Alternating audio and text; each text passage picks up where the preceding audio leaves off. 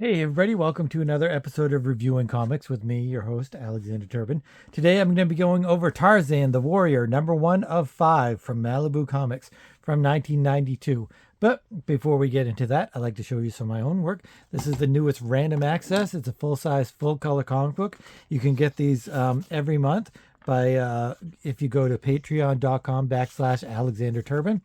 Or you can contact me at alexturbin0441 at Yahoo or alexturbin0441 at Instagram. So the newest issue is the next installment of The Forlorn, which has been many, many years since I've printed 1 and 2. So I'm getting back into The Forlorn a little bit, and the next issue will be part 2 of this.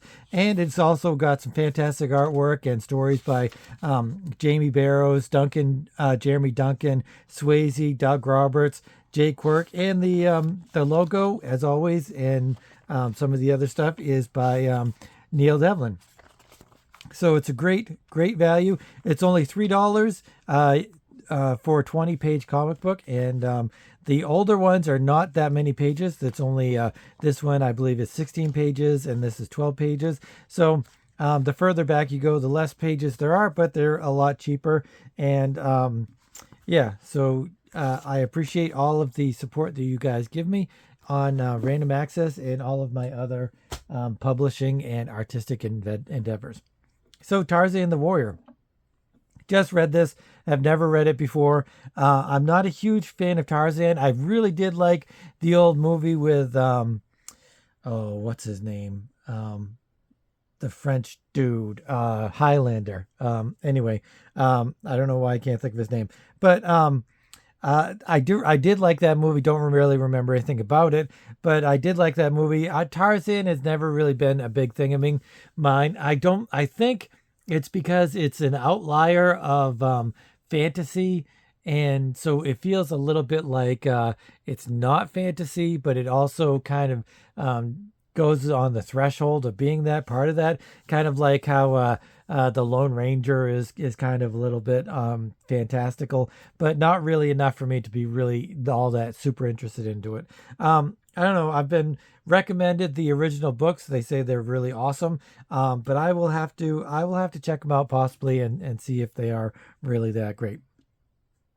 This is by Malibu Comics, which is of course part of the bigger.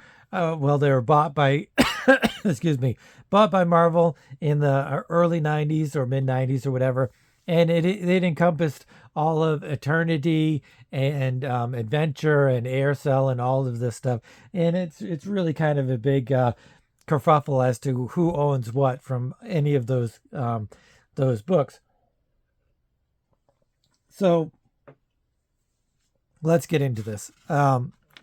As usual, as always, I'm gonna go through the book and then go back and look at the writing and the art, or talk about the writing and art. Written by Mark Wheatley, penciled by Neil Vokes, ink by Mark Hempel, colored by Damon Willis, and lettered by Brian Klopper.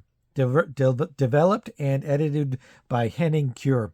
So developed and edited. So I guess that's just fancy talk for editing. So it starts off, you see it's probably an ape. We think it's an ape, I don't know. It's a little bit on the cartoony side, which this artwork is a little bit on the cartoony side, but not so much that it's overly cartoony in an unpleasant way. Sometimes there's great art, cartoonists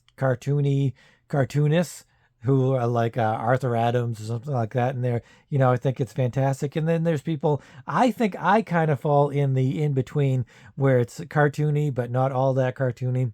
But I don't know, it's hard to say. It's hard to talk about your own art when in a critical light in that way. But there's a car, and at first you're like, because it says the Rock State Park, 20 miles north of Baltimore, May 1988. I love that they put a time and a place instead of having an establishing shot. They've got this little thing that tells us exactly what's going on. And as it says, you've never seen it before. So it's 1988. We're thinking, hey, this is a modern day ish. I mean, this was published in 92, but they're telling the story from 1988. So it's 4 years from when it was published. That's pretty cool. So there's a car coming, and it smashes into the ape, and the ape goes off of the side of the ravine, or side of the road, whatever. London, England, May 1988. So this is 11:12 a.m. and this is 3:37 a.m. So this is during the day. Maybe at the same time. Is that sync up evenly?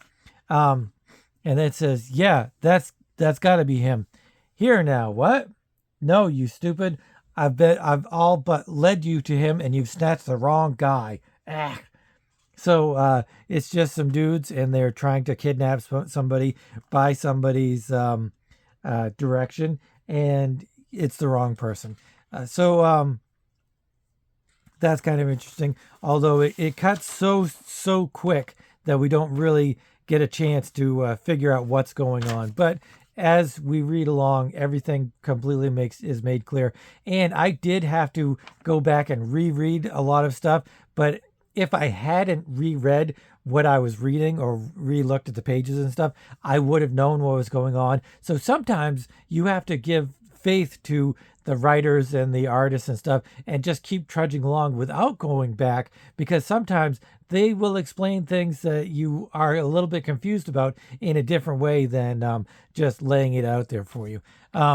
So Rock State Park along Route 94, or 24 rather, 5:35 a.m. Jane. So we know this is Jane and Tarzan. I'm coming. I've got it, hon.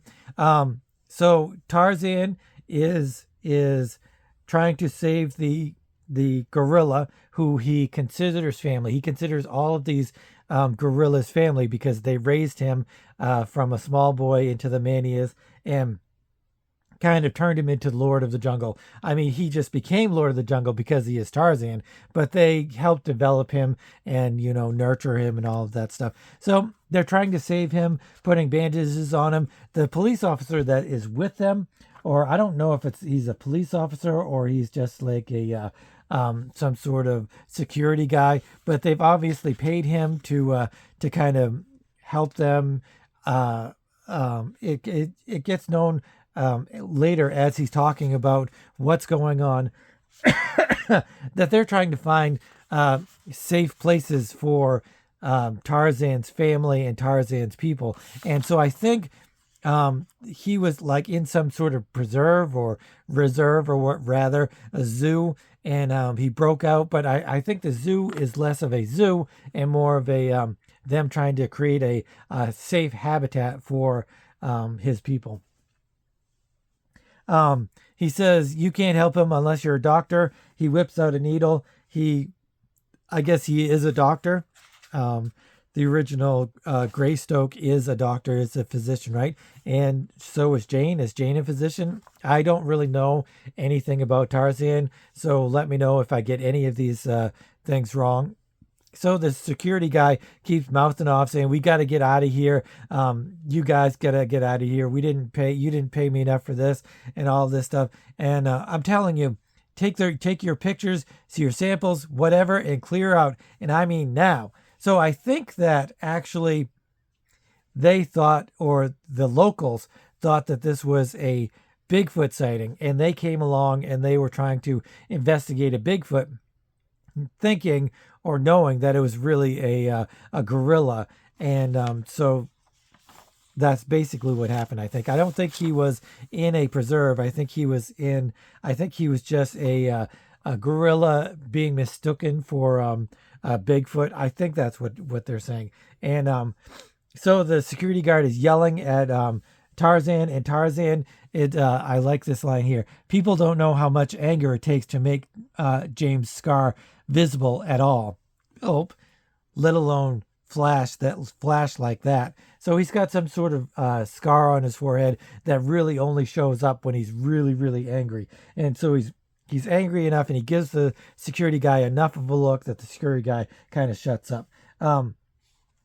they're trying to save the ape, trying to stop the bleeding. There's internal bleeding. There's all of that stuff, but they can't. The ape dies, and he's like, I couldn't stop the bleeding. He's dead. And that's when the state police, I think they're supposed to be the state police, show up, or the regular police, and they are wanting all of these people, Tarzan, Jane, and this other security guard, for questioning as to what happened and all of this stuff. So they just want them to stop and stop what they're doing. The security guard is taken aback by Tarzan having the massive amount of strength to lift up this gorilla and throw him in the truck, and they're going to take off. So that's what they do. They just take off, and she's driving. Jane is driving. Cut to another scene. It's inside a bookstore. You think it's one of those.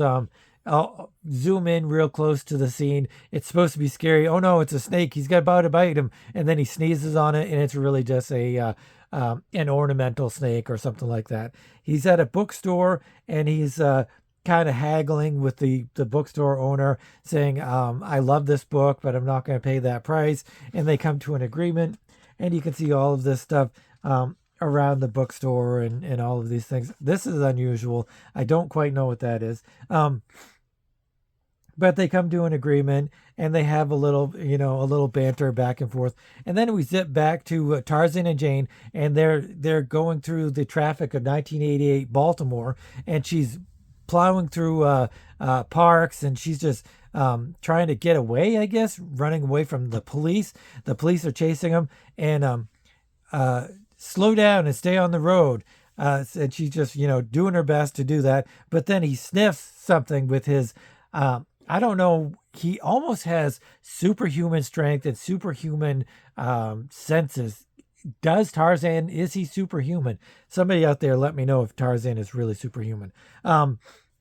He tells her to stop and go back up into the alley, and she does it automatically. She trusts him so much that she does not give him a hint of not so much disobeyment, but trusting what he feels and what he knows. I am often think of the which movie is that, of the Silence of the Lambs movies, where I think it's not Manhunter, it's the remake that they did of Manhunter with Ed Norton, and there's a part at the end where his wife is walking along, and he says "duck," and she just hits the floor as fast as she can, and he shoots not Hannibal. He shoots somebody else. I think it's that Wild Bill. I don't think it's Wild Bill. Wild Bill is in Silence of the Lambs, but he shoots the bad guy anyway. And I always think, whenever I talk to my wife, she says, and I say, "Hey, do this." She's like, "What? Why? Huh?" And then I get grilled. But that's marriage for you. I probably do the same thing. But anyway, she stops, backs up into the alleyway, and the cops just zoom by, and that was not why Tarzan had her stop and go backwards. And this is the where I really had to stop, and I read a few pages, and then I was like, what is going on here? And then I flipped back, and I still didn't really understand it. But she's backing up, and then as she's backing up, I think maybe because the artwork isn't completely done weird enough or something, but as they're backing up, they're going into a dimensional rift of some sort. And then there's an explosion. The car is toppled. The car is thrown on its side, and Tarzan kicks the door open and pulls out Jane, and there's a scream, and Tarzan puts a mask over his face, and she puts a mask over hers because it's some sort of toxic smoke, and they're kind of going through the toxic smoke, trying to go through to where the scream is and maybe save somebody if they're in danger.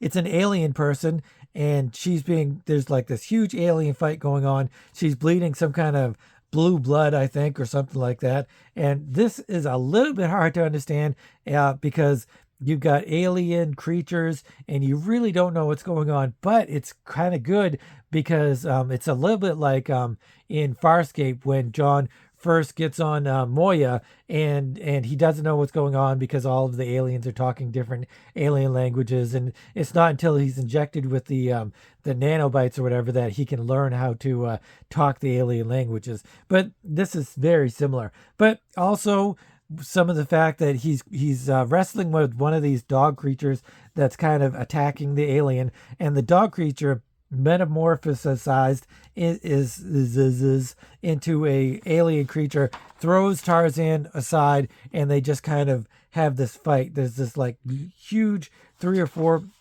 5 fight scenes, pages of fight scenes where these dog creatures who are they can change shape, they're shape changers, and he's gonna fight them. They're gonna attack him. He thinks he's gonna stop these dog creatures, but then they turn into this massive alien thing that kind of just slams on the ground, and Tarzan just starts running away from the alien creatures. He rips off one of its tentacles. I thought that was some sort of no, it's some sort of spear like thing that he sees against the wall, grabs it, stabs one of the alien shapeshifters in the face, and then he just kind of takes off. He throws off his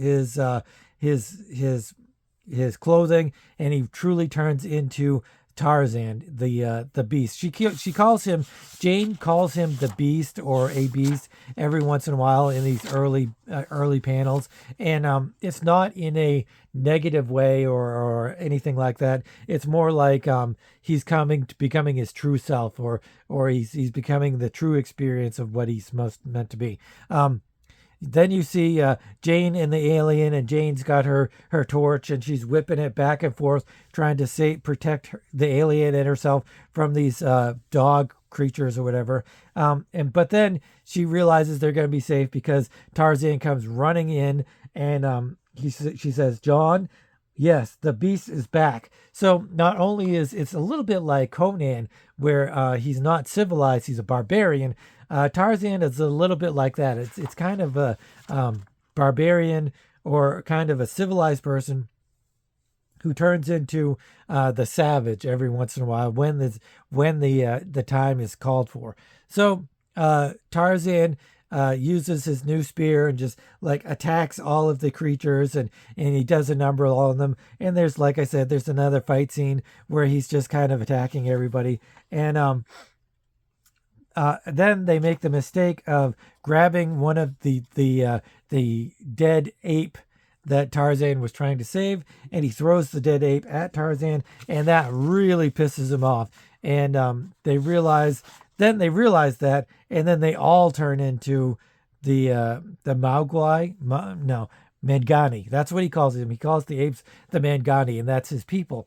And so all of these shapeshifters turn into Mangani, aka gorillas, but he doesn't want to fight them. And he asks Jane, "What should I do now?" Virtually nothing. I can't understand a word and then so that is when listen to me, the alien starts talking English. "Bad troopers, back off, do not attack." That's English, even sounds like your voice. "You are disobeying orders of a Rift officer. Troopers." It must be that gadget around her neck. Once she heard enough, she had English.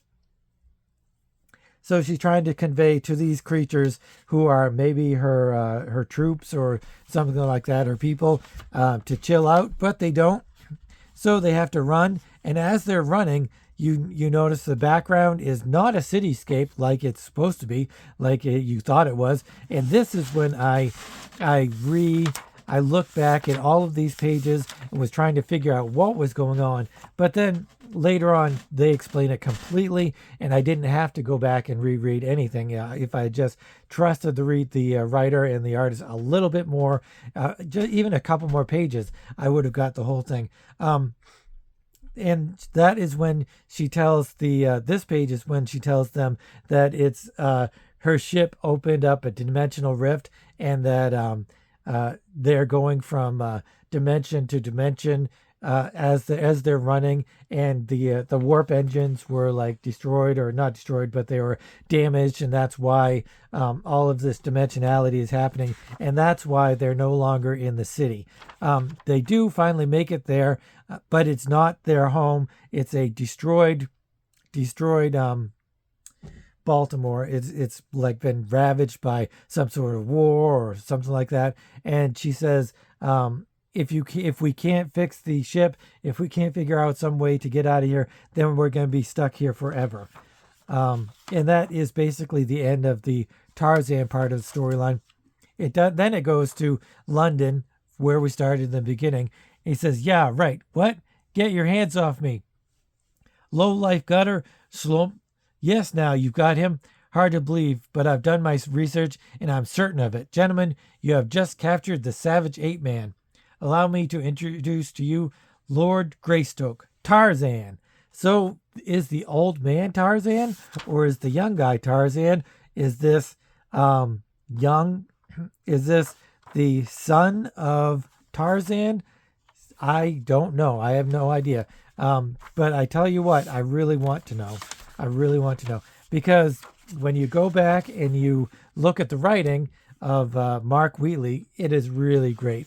All of the characters have their different voices. They have their different dialects, the way they're talking, and they're all characters. They're all mainstay characters that they've got a life. He's breathed a life into them, and that is really one of the great things.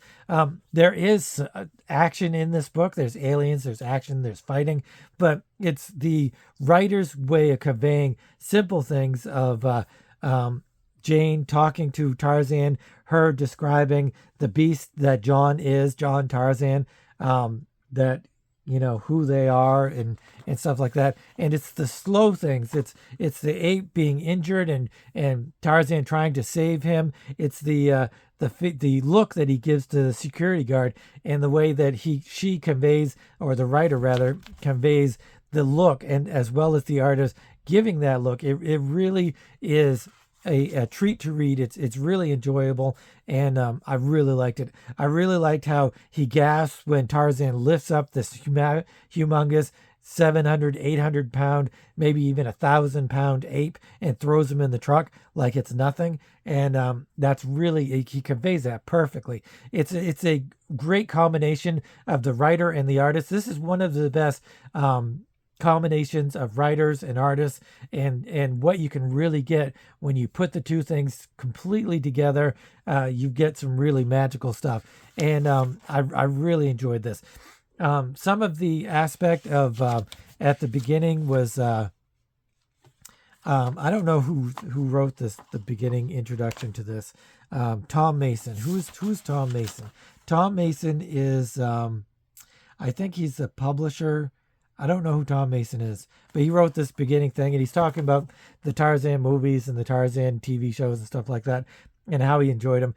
But this right here, how it starts off like you think it's a snake, it's very much reminiscent of like an Indiana Jones. This is it's almost like you took Tarzan, you took Steven Spielberg, you made it a Tarzan like Indiana Jones kind of comic book, and it really works. So I really love the narration. I really love the dialogue. It's really fantastic. The art is it kind of surprised me. It surprised me because it's a lot better. Like if you flip through it, you're like, it kind of looks like a Now comic or like something like that. And it is an indie comic. It is Malibu, so it's not a Marvel or DC thing.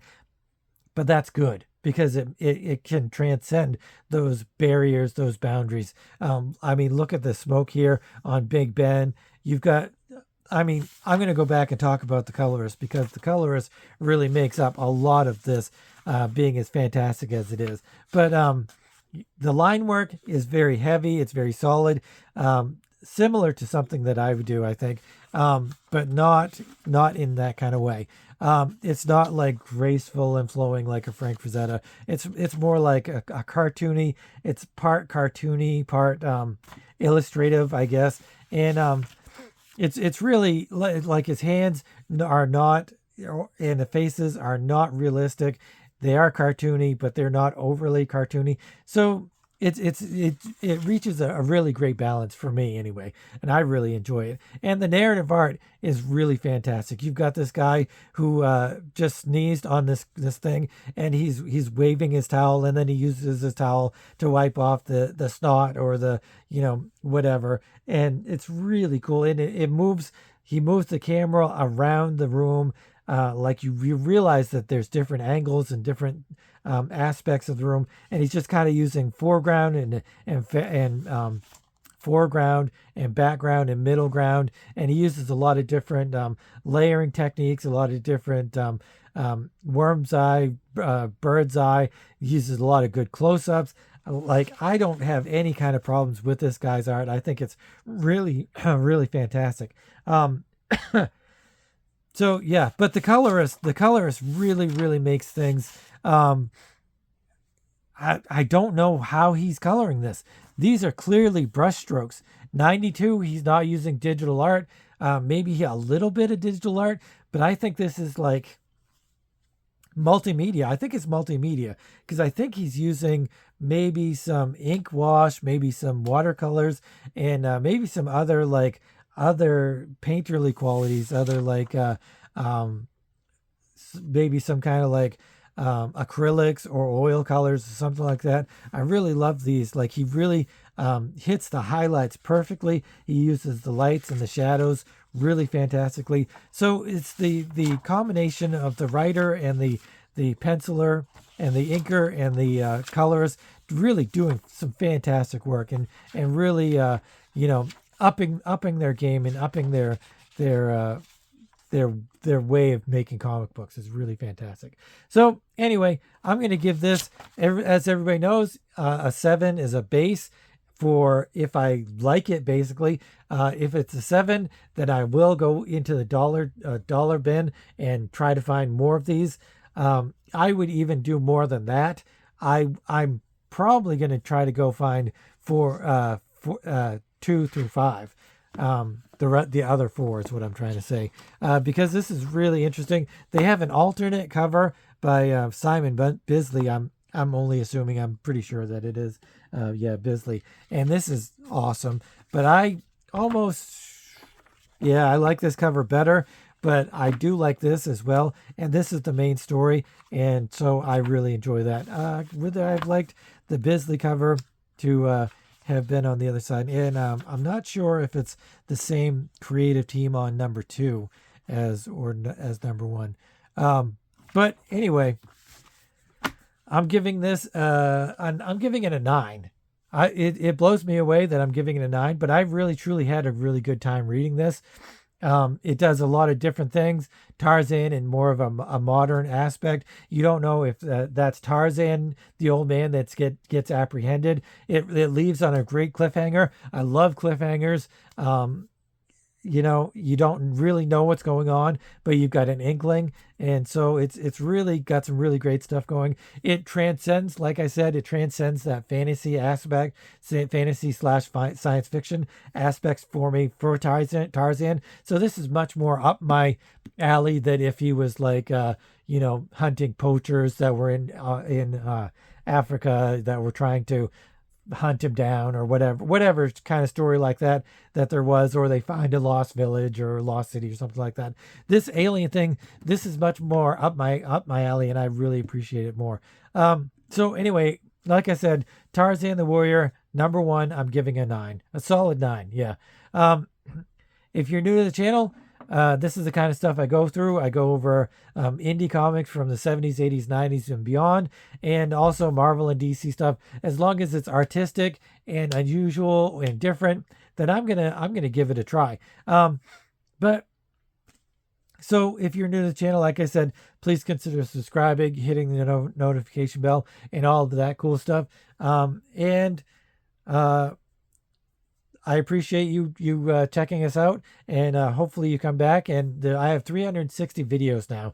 I just realized that the other day, or today rather. That's a lot of videos, so go check out. I don't know if I have the indie comics that you are looking for, but if I don't, recommend it, and I will do my best to check it out. So anyway, here's Tarzan. Tarzan the Warrior, #1 by Malibu Comics. Thanks for watching. And it's Wednesday, so we've got another few days of awesome stuff coming along. So thanks for watching. And like always, keep on creating.